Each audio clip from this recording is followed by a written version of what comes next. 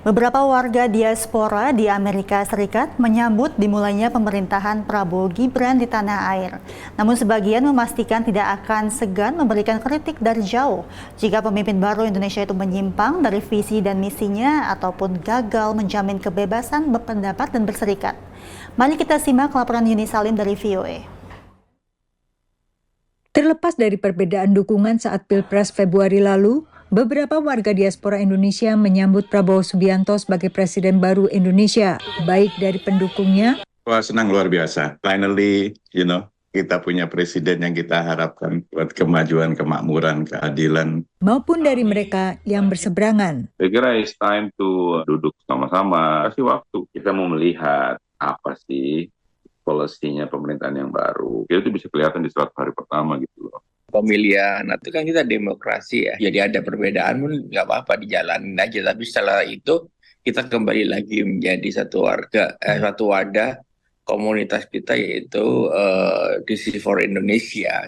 Terkait keabsahan Gibran sebagai wakil presiden, menurut salah seorang warga diaspora, melihat dengan kacamata optimis, rakyat Indonesia telah memilih beliau, Pak Prabowo dan wakilnya Mas Gibran, mengenai masalah kontestasi kemarin, apakah itu legit atau tidak, mungkin itu sudah di rear view mirror.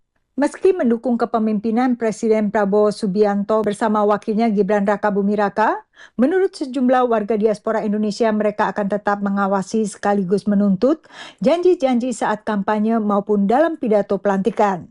Dan juga mengkritisi bila pemerintahan Prabowo Gibran menyimpang dari janjinya, termasuk dalam jaminan kebebasan berpendapat dan berserikat. Dan yang paling utama itu kebebasan untuk berpendapat, berserikat.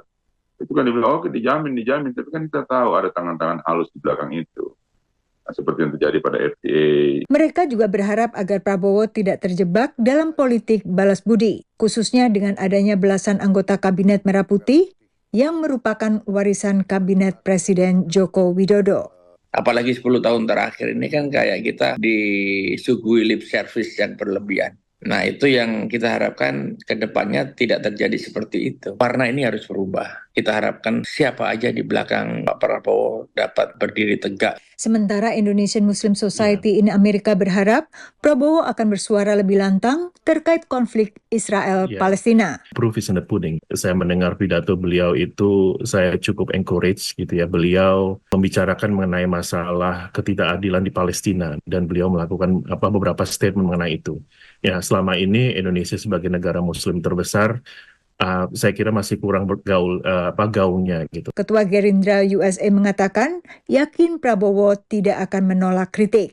No, yang saya pegang dan saya lihat itu apa yang diucapkan oleh Pak Prabowo itu yang akan dia lakukan. Orangnya tidak akan menolak kritik, akan menjadikan satu perbaikan. Bahkan diwanti-wanti di para kader Gerindra, beritahukan jika saya tidak benar jangan ikuti saya. Menurut kalangan diaspora ini, apapun kritik yang mereka sampaikan didorong oleh kepedulian dan keterikatan batin pada tanah air. Dari Alexandria, Virginia, Yuni Salim dan tim VOA.